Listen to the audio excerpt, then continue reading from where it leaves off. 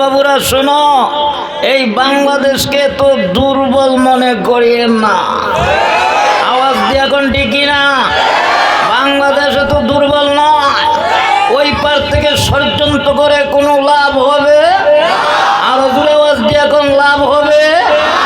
আমরা জানতাম মোল্লার দৌড় মসজিদ পর্যন্ত, কিন্তু এখন আমরা জানি মোল্লার দৌড় সারা পৃথিবীতে। আওয়াজ দিয়ে এখন ঠিকই না, এই মোল্লার দৌড় কি মসজিদ পর্যন্ত না সারা পৃথিবীতে? আরো জোরে এখন সারা পৃথিবীতে কিনা? আপনারা দেখেছেন সিরিয়া বর্তমানে বিজয়ী হয়েছে।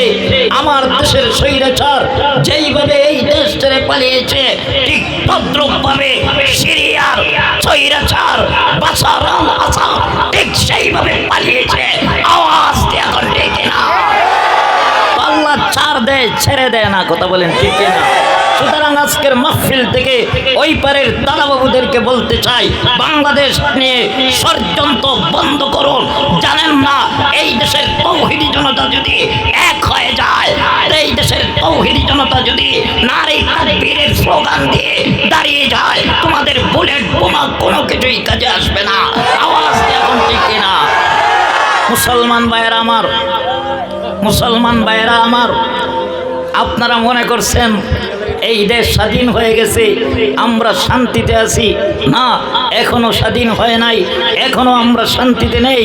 কারণ আমাদের সামনে আরো যুদ্ধ আছে, আমরা যুদ্ধ করতে হবে, যুদ্ধের জন্য প্রস্তুতি নিতে হবে। আওয়াজ দিয়ে এখন ডেকে না? প্রস্তুতি আছেন তো ইনশাল্লাহ?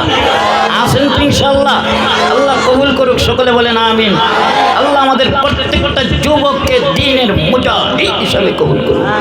মোহতারাম হাজিরিন, আসুন আমি আপনাদের খেজমতে পবিত্র কালামে পাক থেকে একখানা আয়াতে কারিমার অংশ তিলাওয়াত করেছি।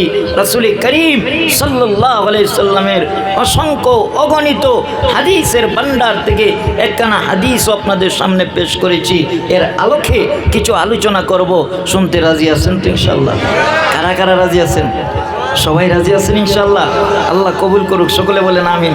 মুহতারাম হাজিরিন, দেখেন আল্লাহ পাক এই পৃথিবীর মধ্যে আপনি আমাদেরকে আমাদের আব্বা আম্মার মাধ্যমে আল্লাহ পাক এই পৃথিবীতে আপনি আমারে পাঠাইছেন।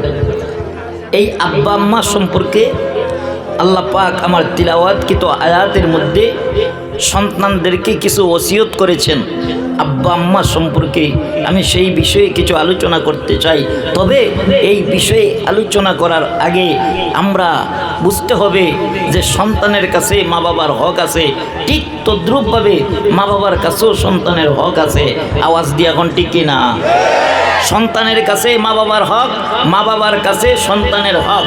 এবার আপনাদের কাছ থেকে আমি জানতে চাই, বলেন সন্তানের হক বাবা মার কাছে আগে না বাবা মার হক সন্তানের কাছে আগে? কার হক আগে, মা বাবার না সন্তানের? হ্যাঁ, কার? অনেকে বলতেছে মা বাবার। না, মা বাবার নয়, সন্তানের হক আগে। বলেন কার হক আগে? সন্তানের হক আগে। যেই মা বাবা তার সন্তানের হক পরিপূর্ণভাবে আদায় করবে, ওই সন্তান বড় হইয়া তার মা বাবার হকও পরিপূর্ণভাবে আদায় করবে। আর যেই মা বাবা সন্তানের হক পরিপূর্ণভাবে আদায় করবে না, ওই সন্তান বড় হইয়া তার মা বাবার হকও পরিপূর্ণভাবে আদায় করবে না। এটাই বাস্তব। আজকের সমাজে অভিযোগ, হুজুর দোয়া করেন, কি হয়েছে? বলে সন্তান কথা শুনে না, হুজুর সন্তান আমাদেরকে নির্যাতন করে, হুজুর সন্তান টাকা পয়সা ইনকাম কইরা ঠিক মতন আমাদের কাছে দেয় না, সবগুলা দুনিয়ার আউস বিলাস করে উড়ে এলায়। এরকম অভিযোগ আছে না নাই? আরো জোরে আওয়াজ দিয়া কম। এমনও বাংলার জমিনে পাওয়া গেছে সন্তান বাবার গলায় ছুরি চালাইছে, সন্তান মায়ের গলায় ছুরি চালাইছে। এরকম কিছু কুলাঙ্গার ছেলে মেয়ে এই সমাজে আছে না নাই? আরো জোরে আওয়াজ দিয়া কোন আছে না নাই? মুহতারাম হাজিরিন, এর কারণ হলো আপনি আমি মা বাবা এর জন্য দায়ী। বলবেন কিভাবে দায়ী? এর দায়ী হওয়ার কারণ হলো আপনি আমার যতটুকু দায়িত্ব কর্তব্য ছিল সন্তানের প্রতি, এতটুকু আমরা পরিপূর্ণভাবে আদায় করতে পারি নাই। কথা বলেন। তাহলে আপনি আমাদেরকে আগে শুনতে হবে মা বাবার কতটুকু দায়িত্ব কর্তব্য সন্তানের প্রতি, কতটুকু দায়িত্ব কর্তব্য সন্তানের প্রতি, এই বিষয়ে কিছু আলোচনা শুনবো। সংক্ষিপ্তভাবে বলতেছি, শোনো। সন্তানের 1 নম্বর দায়িত্ব হলো আপনার উপর, সন্তান যেই দিন দুনিয়ার জমিনে আসবে ওই দিন সন্তানের ডান কানে আযান, বাম কানে ইকামত দিতে হবে। ছেলে হোক অথবা মেয়ে হোক, তার কানের মধ্যে আল্লাহ পাকের একত্বের আওয়াজ, আল্লাহ পাকের শ্রেষ্ঠত্বের আওয়াজ, আল্লাহ যে সবচাইতে বড়, এই বড়ত্বের আওয়াজ তার কানের মধ্যে পৌঁছাইয়ে দিতে হবে। দিছেন তো ইনশাল্লাহ? সন্তানের কানে আজান দিছেন তো? কোথায় তাই কে? ঘরের দরজায় দাঁড়াইয়া, বাহিরে দাঁড়াইয়া না? নবী বলেন আপনার সন্তানের কানের মধ্যে টুট লাগায়া তুমি তার কানের মধ্যে আল্লাহ পাকের একত্ববাদের আওয়াজ, আল্লাহ পাকের শ্রেষ্ঠত্বের আওয়াজ, আপনি আজান আর ইকামত সন্তানের কানে টুট লাগায় দিতে হবে। কথা বলেন ঠিক কিনা? এরপরে নবী বলেন আপনার সন্তানের প্রতি আপনার 2 নম্বর দায়িত্ব হলো, 2 নম্বর কর্তব্য হলো সন্তানের আকিকা করতে হবে। কি করতে হবে? ছেলে হোক অথবা মেয়ে হোক, তার আকিকা করতে হবে। 3 নম্বর নবী বলেন সন্তানের সুন্দর একটা ইসলামিক নাম রাখতে হবে। কি নাম? বলেন বলেন, সবাই বলেন কি নাম? ইসলামিক নাম। কিন্তু বর্তমান জামানার নাম শুনলে হাসি আসে, নাম শুনলে বোঝা যায় না এ মুসলমানের বাচ্চা না হিন্দুর বাচ্চা। কথা বলেন ঠিক কিনা? নাম রাখে সল্টু, বল্টু, শেল্টু, পিঙ্কু, পাঙ্কু, আছে না নাই? আরো জোরে কোন আছে না নাই? আকাশ বাতাস সাগর হৃদয় পাহাড় পর্বত, আছে না নাই? আরো জোরে কোন। মেয়েদের নাম রাখে বেবি টেস্কি, আছে না নাই? আরো জোরে কোন আছে না নাই? নবী বলেন আপনার সন্তানের নাম হবে ইসলামিক নাম। আপনার সন্তানের নাম হবে আব্দুর রহমান, আব্দুর রাজ্জাক, আব্দুর রহিম। আপনার সন্তানের নাম হবে মোহাম্মদ। আপনার সন্তানের নাম হবে আলী, উমর, উসমান। কথা বলেন ঠিক না? আপনার মেয়ের নাম হবে ফাতেমা, খাদিজা, আয়েশা, রাবেয়া। কথা বলেন ঠিক না? কিন্তু আজকে আমরা শর্টকাট নাম রাখি। আজকে আমাদের মুসলমানের সন্তানের নাম শুনলে বোঝা যায় না সে হিন্দুর ছেলে না মুসলমানের ছেলে। কথা বলেন ঠিক কিনা? আজকে মুসলমান আর অন্য ধর্মের লোকদের মধ্যে কোনো পার্থক্য নাই। হিন্দুর অন্য ধর্মের লোকদের চেহারায় দাঁড়িয়ে নাই, মুসলমানের চেহারায় দাঁড়িয়ে নাই। অন্য ধর্মের লোকেরা তারা দাঁড়ায় দাঁড়ায় প্রস্রাব করে, মুসলমানের বাচ্চারাও দাঁড়ায় প্রস্রাব করে। আওয়াজ দিয়ে এখন না ঠিক কিনা? অন্য লোকের ধর্মের লোকেরা তাদের বিভিন্ন পূজা মণ্ডলে বড় বড় স্পিকার দিয়ে গান বাজায়, তারা বিভিন্ন অনুষ্ঠানে তারা গান বাজায়। মুসলমানের বাচ্চারাও পবিত্র উরুস মুবারকের নামে, মুসলমানের বাচ্চারাও গায়ে হলুদের নামে বড় বড় স্পিকার বাজাইয়া গান গায়। আওয়াজ দিয়ে এখন ঠিক কিনা? মুসলমান ভাইয়েরা আমার, গভীর মনোযোগ লক্ষ্য করেন। নবী বলেন আপনার সন্তানের এমন একটা নাম রাখতে হবে যেই নাম শোনার সাথে সাথে মানুষ বুঝতে পারে সে মুসলমানের বাচ্চা, যেই নামের অর্থ সুন্দর হবে। আমার ভাইয়েরা, এরপরে নবী বলেন সন্তান যখন 1-2টা কথা বলতে শিখবে, যখন সন্তানের জবান দিয়ে কথা বাইর হবে, তখন আপনার প্রচেষ্টা থাকতে হবে যে আপনার সন্তানের জবান দিয়া যাতে করে সর্বপ্রথম আল্লাহ শব্দ বাইর হয়। কি শব্দ? বলেন কি শব্দ বাইর হবে? আল্লাহ শব্দ বাইর হবে। অথচ আমাদের সন্তানের জবান দিয়ে আল্লাহ শব্দ কেমনে বাইর হবে? এই প্রচেষ্টা মা এবং বাবা করতে হবে। বাবার চাইতে মা বেশি প্রচেষ্টা করতে হবে। কথা বলেন ঠিক কিনা? কারণ সন্তান লালন পালন করে মা না বাবা। কথা বলেন মায়ে না বাবায়? মায়ে বেশি লালন পালন করে। এজন্য আমার মা বোনদেরকে বলবো, চতুর্দিকে আমার মা বোনরা আছেন, শোনো, দিলের কান লাগায় শোনো। মা, আপনার সন্তানের জবান দিয়ে সর্বপ্রথম আল্লাহ শব্দ বাইর হতে হবে। এই প্রচেষ্টা মাগো আপনাকে করতে হবে। কিভাবে করবেন? আপনি যখন দুধ পান করাইবেন তখন আল্লাহ পাকের জিকির কইরা কইরা সন্তানকে দুধ পান করাইবেন। আপনি যখন সন্তানকে ঘুম পাড়াইবেন আল্লাহ পাকের জিকির কইরা কইরা সন্তানকে ঘুম পাড়াইবেন। আপনি যখন সন্তানের কান্না বন্ধ করবেন তখন আল্লাহ পাকের জিকির কইরা কইরা সন্তানের কান্না বন্ধ করতে হবে। এইভাবে যদি আল্লাহ পাকের জিকির কইরা নবী রাসূলের শানে গান গায়া গায়া সন্তানকে ঘুম পাড়ান, সন্তানকে দুধ পান করান, সন্তানের কান্না বন্ধ করেন, তাহলে দেখবেন ওই সন্তান বড় হইয়া আল্লাহ ওয়ালা হবে। ওই সন্তানের জবান দিয়ে আল্লাহ শব্দ বাইর হবে। কথা বলেন ঠিক কিনা? কিন্তু আজকালের বর্তমান জামানার মা বোনরা সন্তানকে যখন দুধ পান করায় তখন গুনগুনায় গান গায়, তাও বাংলা গান নয়, হিন্দি গান গায়। আরো জোরে কোন ঠিক না? হিন্দি গান গায়ে গায়ে সন্তানদের দুধ পান করায়, হিন্দি গান গায়ে গায়ে সন্তানের কান্না থামায়, হিন্দি গান গায়ে গায়ে সন্তানেরকে সান্ত্বনা করে। এরকম কিছু মা বোন আছে না নাই? আরো জোরে বলেন আছে না নাই? আজকে দেখবেন সমাজের মধ্যে ছোট্ট বাচ্চা কালেমা পড়তে পারে না, সূরা ইখলাস পড়তে পারে না, সূরা ফাতিহা পড়তে পারে না, কিন্তু 2-4টা টিকটকের ডায়লগ দিতে পারে। বাস্তব না বাস্তব? হ্যাঁ, কারণ এর জন্য দায়ী হলো আমাদের মা এবং আমাদের বাবা। কারণ এখন আমাদের মা বোনরা আমাদের সন্তান বলতে আর অসুবিধা হয় না। বলে কেমনে? বলে আমাদের সন্তানের আমাদের কাছে এখন স্মার্টফোন আছে। আছে না নাই? স্মার্টফোন আছে না নাই? আমাদের কাছে স্মার্টফোন আছে। আমাদের সন্তান যখন কান্না করে তখন টিকটক লাগাইয়া দিই, তখন আমরা কি করি? হ্যাঁ, টিকটক লাগাইয়া দিই, কার্টুন লাগাইয়া দিই। আওয়াজ দিয়ে এখন আছে না নাই? হ্যাঁ, বর্তমান জামানা মোবাইলে নষ্ট করে ফেলেছে। কথা বলেন ঠিক না? এই যুবক ভাইরা আওয়াজ দিয়ে ঠিক না? হ্যাঁ, যুবকরা মোবাইল নিয়ে ব্যস্ত, মোবাইল নিয়ে ব্যস্ত, মোবাইল নিয়ে ব্যস্ত। কথা বলেন ঠিক না? মোবাইলের মধ্যে প্রেম ভালোবাসা ওপেনে চলছে। কথা কোন এই যুবকরা ঠিক না? হায় হায় রে, হ্যাঁ, পুরুষে কথা বলে মেয়ে সাইজা। আছে না নাই? আছে না নাই? রাইট 1টা-2টা বাজে শীতের দিন রাস্তার মধ্যে ফতেঘাটে পাওয়া যায়। হ্যাঁ, মোবাইল টিপতেছে, সেটিং করতেছে, প্রেম আলাপ করতেছে। আছে না নাই? আরো জোরে আওয়াজ দিয়ে এখন আছে না নাই? তারপরে এই যে 5G ফ্রি ফায়ার এগুলা খেললা অনেক যুবক যুবতীরা নষ্ট হচ্ছে। মোবাইলের মধ্যে জুয়া ঢুকে গেছে। আছে নাই? আছে না নাই? মোবাইলের মধ্যে জুয়া খেলা এই যুব সমাজ নষ্ট হইতেছে।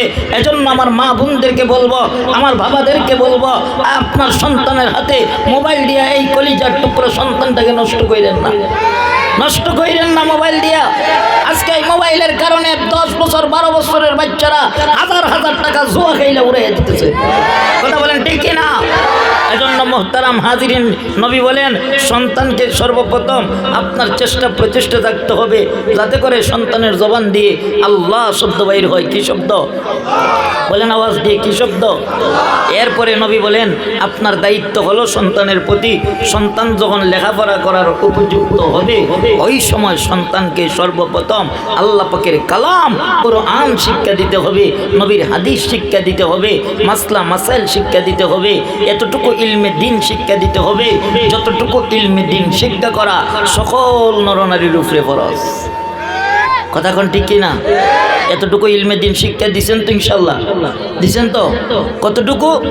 যতটুকু শিক্ষা করলে পরে আপনার সন্তান কোরআন সহি শুদ্ধভাবে পড়তে পারবে, যতটুকু শিক্ষা করলে আপনার সন্তান মাসলা মাসাইল পড়তে পারবে, এতটুকু ইলমে দিন শিক্ষা দিবেন যতটুকু শিক্ষা করলে পরে আপনার সন্তান কোনটা জায়েজ কোনটা না জায়েজ, কোনটা হালাল কোনটা হারাম, কিভাবে নামাজ পড়তে হয়, কিভাবে রোজা রাখতে হয়, কিভাবে হজ করতে হয়, কিভাবে যাকাত দিতে হয়, কিভাবে স্বামী তার স্ত্রীর সাথে কথা বলবে, কিভাবে স্ত্রী তার স্বামীর সাথে কথা বলবে, কিভাবে সন্তান তার বাবা মার খেজমত করবে, কিভাবে বাবা মা তার সন্তানকে লালন পালন করবে, অর্থাৎ আতিউল্লাহ ওয়া আতিউর রাসূল, অর্থাৎ আল্লাহর হুকুম জমিনে কিভাবে মানবে, আল্লাহর রাসূলের অনুসরণ অনুকরণ ইতাআত করে তার টোটাল জিন্দেগিটাকে কিভাবে গঠন করবে, এতটুকু ইলমে দ্বীন আপনার সন্তানকে শিক্ষা দিতে হবে। দিছেন তো শিক্ষা? দিছেন তো শিক্ষা? এরপরে নবী বলেন সন্তান যখন 6-7 বছরের হবে ওই সময় সন্তানকে নামাজের ট্রেনিং দিতে হবে। আপনি বাবা মসজিদে যাইয়া নামাজ পড়তেছেন, আপনার 7 বছর 6 বছরের বাচ্চাটারে হাতে দুইরা মসজিদে নিয়ে যেতে হবে। আপনি মা ঘরে বসে নামাজ পড়তেছেন, আপনার 6 বছর 7 বছরের মেয়েটারে আপনার সাথে যায় নামাজে দাঁড় করায়া নামাজের ট্রেনিং দেওয়াতে হবে। এরপরে নবী বলেন সন্তান যখন 10 বছরের হবে তখন আপনার দায়িত্ব হলো সন্তানকে নামাজের কথা বলা, বারবার নামাজের জন্য তাকিদ দেওয়া।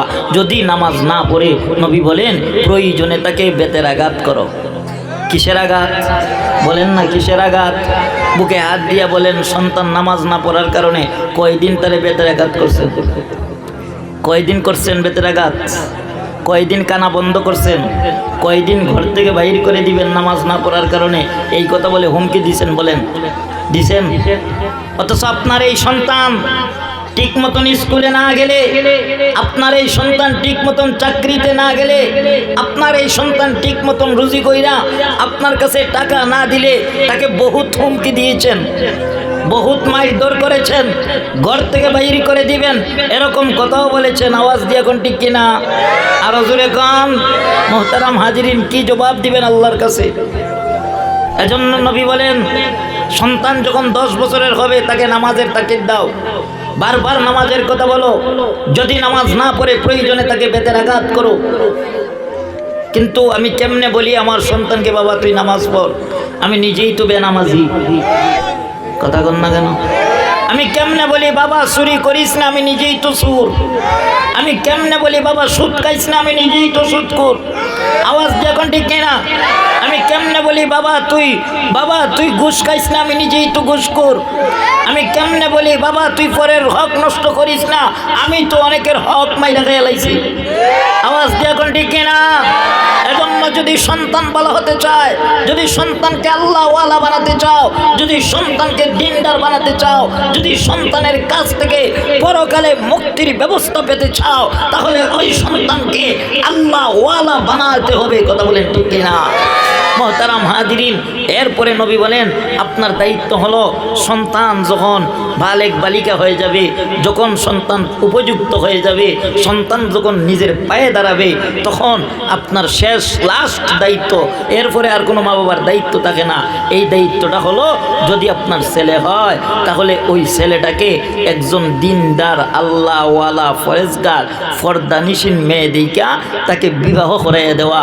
আর যদি আপনার মেয়ে হয় তাহলে ওই মেয়েটাকে দিনদার ফরেজগার আল্লাহওয়ালা নামাজি একটা ছেলে দিকা তাকে বিবাহ দিয়ে দেওয়া। এই দায়িত্ব কর্তব্যগুলা যেই মা বাবা পরিপূর্ণভাবে আদায় করবে, ওই সন্তান বড় হইয়া আল্লাহ পাক যে আমার তিলাওয়াতকৃত আয়াতের মধ্যে সন্তানদেরকে যে আদেশগুলা করেছেন, এই আদেশগুলা পরিপূর্ণভাবে আদায় করবে। আল্লাহ কি বলেছেন? আল্লাহ বলেন ওয়াকাদা রাব্বুকা আল্লা তা'বুদু, আল্লাহ বলেন বান্দা আমার ইবাদতের ফল, আমার গোলামি করার পরে, আমার দাসত্ব করার পরে, ইল্লা ইয়াহু ওয়া বিল ওয়ালিদাইনি ইহসানা, তোমরা তোমাদের বাবা মার সাথে সদাচরণ করো, তাদের সাথে নম্র ভদ্রভাবে কথা বলো, তাদের খেজমত করো। চিৎকার মেরে বলুন সুবহানাল্লাহ। আল্লাহ পাকের ইবাদতের ফল, আল্লাহ খেজমত করার কথা কার বলছেন? বলেন মা বাবার। বলেন কার বলছেন? আরো জোরে কম। আল্লাহর ইবাদতের পরের স্থান কার? মা বাবার। আল্লাহ বলেন আমার ইবাদতের পর তোমরা তোমাদের মা বাবার খেজমত করো। কিভাবে খেজমত করবেন? লম্বা আলোচনা করার সময় নেই, সংক্ষিপ্তভাবে বলতেছি শোনো। আল্লাহ পাক আমার তিলাওয়াতকৃত আয়াতের মধ্যে 2টা শব্দ উল্লেখ করেছেন। আল্লাহ বলেন উফি ওয়ালা তানহারকুমা, তোমাদের মা বাবার সাথে এমন আচরণ কইরো না যেই আচরণের দ্বারা তারা কষ্ট পাইয়া উফ শব্দ ব্যবহার করে। তোমরা এমনভাবে ওয়ালা তানহারকুমা, তোমাদের মা বাবাকে তোমরা দমক দিয়া দিয়া কথা বলিও না। এরকম কিছু কুলাঙ্গার সন্তান জমিনে আছে না নাই? মা বাবারে দমক দিয়ে দিয়ে কথা বলে, আছে না নাই? আল্লাহ বলেন ওয়ালা তানহারহুমা, তোমাদের মা বাবাকে তোমরা দমক দিয়া কথা কইও না। আমার ভাইয়েরা, মা বাবার কতটুকু দায়িত্ব কর্তব্য সন্তানের প্রতি শুনেন। একজন সাহাবী আমার নবীজির কাছে আসছে, আয়েশা বলতেছে ইয়া রাসূলুল্লাহ ইয়া হাবিবাল্লাহ, ওগো নবীজি আমার আব্বা আম্মা উভয়জন দুনিয়াতে বেঁচে আছে। ইয়া রাসূলুল্লাহ ইয়া হাবিবাল্লাহ, ওগো নবীজি আপনি বলে দিন আব্বা আম্মার প্রতি আমার কতটুকু দায়িত্ব কর্তব্য।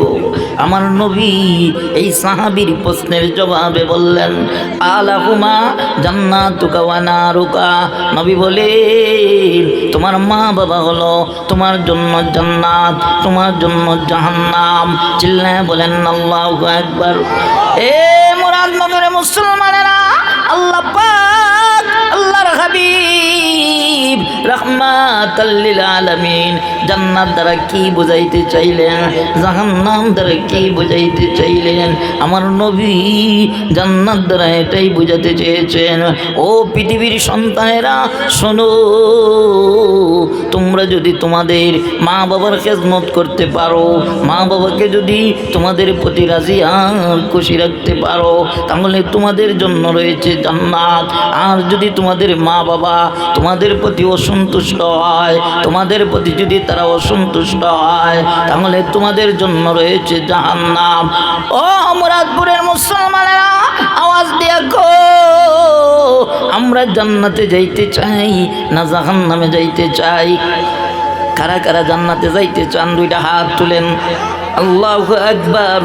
জান্নাতে যাইতে গেলে 1 নাম্বার আল্লাহর হুকুম মানা লাগবে, 2 নাম্বার মা বাবার খেদমত করা লাগবে, মা বাবার সাথে অসৎ আচরণ করা যাবে। বলেন, অসৎ আচরণ করা যাবে?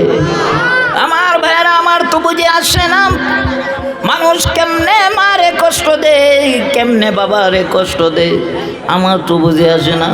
এ কলিজার টুকরা যুবক ভাইয়েরা, গভীর মনোযোগ লক্ষ্য করো। তোমাদের মা বাবাকে কষ্ট দিও না, আঘাত দিও না, কারণ তোমাদের মা বাবা তোমাদের জন্য কত কষ্ট করছে। যার মা নাই সে জানে মা হারানোর ব্যথা কেমন, যার বাবা নাই সে জানে বাবা হারানোর ব্যথা কেমন। আওয়াজ দিয়া কোন ঠিক কিনা?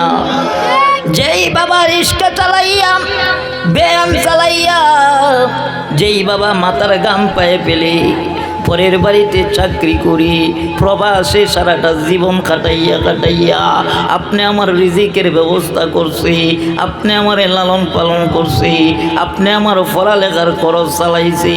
আজকে তুমি প্রতিষ্ঠিত হইয়া ওই বাবারে তুমি গালি দেও, তুমি কেমন সন্তান? আজকে অনেক সন্তান আছে বাবা মা বুড়া হয়ে গেলে তাদেরকে বৃদ্ধাশ্রমে পাঠাইয়া দেয়। আওয়াজ দিয়া কোন আছে না নাই? আরো জোরে আওয়াজ দিয়া কোন আছে না নাই? এমন কুলাঙ্গার সন্তান এই জমিনের মধ্যে আছে রে, নিজে দামি কম্বল নিয়ে ঘুমায়, মা বাবারে নর্মাল কম্বল দিছে। আওয়াজ দিয়া কোন ঠিক কিনা? নিজে ভোগ সলঙ্গে ঘুমায়, মাকে একটা নর্মাল একটা খার দিছে। আছে না নাই? আরো জোরে আওয়াজ দিয়া কোন আছে না নাই? আমার মায়ের, আমার বন্ধুরা শোনো, মা বাবা কেমন দামি, মা বাবাকে আমার নবী কত গুরুত্ব দিয়েছেন, কত গুরুত্ব দিয়েছেন। দেখেন, একদিন আমার নবী সমস্ত সাহাবায়ে কেরামদেরকে নিয়ে বসা, হঠাৎ করে দেখা যায় একটা মহিলা লাঠিতে ভর দিয়ে হাঁটি হাঁটি পা পা করে সাহাবায়ে কেরামের মজলিসের দিকে আসতেছে। আমার নবীজি যেই মাত্র মহিলাকে দেখছেন, এমনিতেই নবী বসা থেকে দাঁড়াইয়া গেছেন। চিল্লায়া কোন আল্লাহু আকবার। আরো জোরে আওয়াজ দিয়া কোন আল্লাহু আকবার। নবী বসা থেকে দাঁড়াইয়া গেলেন। শুধু তাই নয়, আমার নবীজির গায়ের রুমাল মোবারক জমিনের মধ্যে বিছাইয়া দিছি।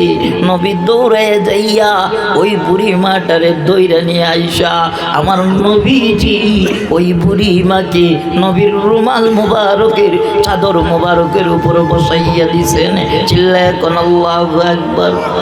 সাহাবায়ে কেরাম আশ্চর্য হয়ে গেলেন। আমার নবীকে ডাক দিয়ে বলে, নবী গো, ওই মহিলা কে গো, যে মহিলাকে আপনার গায়ের চাদর মোবারক বিছাইয়া দিলেন বসার জন্য, আপনি নিজে মজলিস থেকে দাঁড়াইয়া গেলেন। ওগো নবীজি, উনি কে? আমার নবী চোখের পানি ছেড়ে দিয়া ডাক দিয়া বলেন, সাহাবীরা রে, উনাকে তোমরা চিনো না? উনি হলেন আমার দুধমা হালিমাতুস সাদিয়া। চিল্লায়া বলেন আল্লাহু আকবার। আরো জোরে আওয়াজ দিয়া কন্যা আল্লাহু আকবার। আমার নবীজি দুধমা হালিমাতুস সাদিয়াকে আমার নবীজি এত মহব্বত করেছেন, এত ভালোবেসেছেন।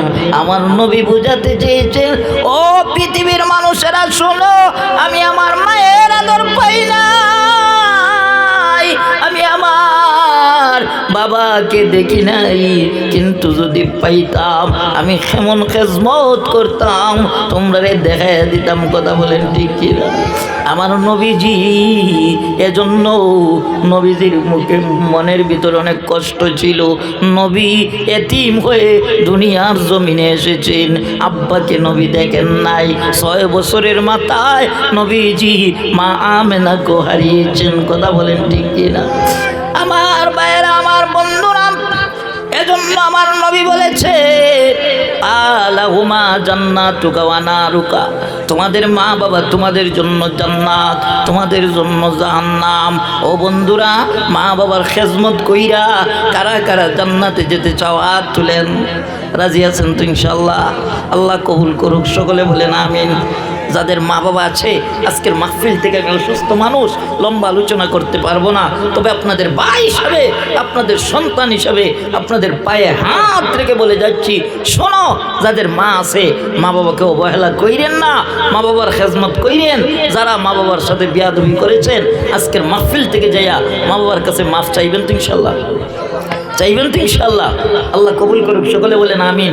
এখন অনেকে বলতে পারেন হুজুর, আর যাদের মা বাবা আছে তারা তো তাদের মা বাবার খেদমত করবে, যাদের মা বাবা নাই তারা কি করবে? আমার আল্লাহ দোয়া শিখিয়ে গেছেন। আল্লাহ বলেন, পড়ো তোমরা মা বাবার জন্য, রব্বির হামহুমা কামা রব্বায়ানি সগীরা। আল্লাহ বলেন তোমাদের মা বাবার জন্য তোমরা দোয়া করো, দোয়া করো। নবী বলেন তোমাদের মা বাবার খবর জিয়ারত করো। আমরা আমাদের আব্বা আম্মার খবর জিয়ারত করি তো ইনশাল্লাহ? করেন তো ইনশাল্লাহ? মা বাবার কবর জিয়ারত করেন তো? কয়দিন? বছরে 1 দিন, 2 দিন না। নবী বলেন তোমরা সব সময় সর্বাবস্থায় যখনই সুযোগ পাও তখনই মা বাবার কবরের পাশে দাঁড়িয়ে যাও, মা বাবার কবরের জিয়ারত করো।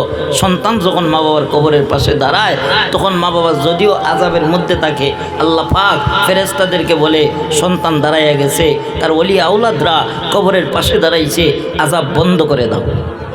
বলেন না সুবহানাল্লাহ?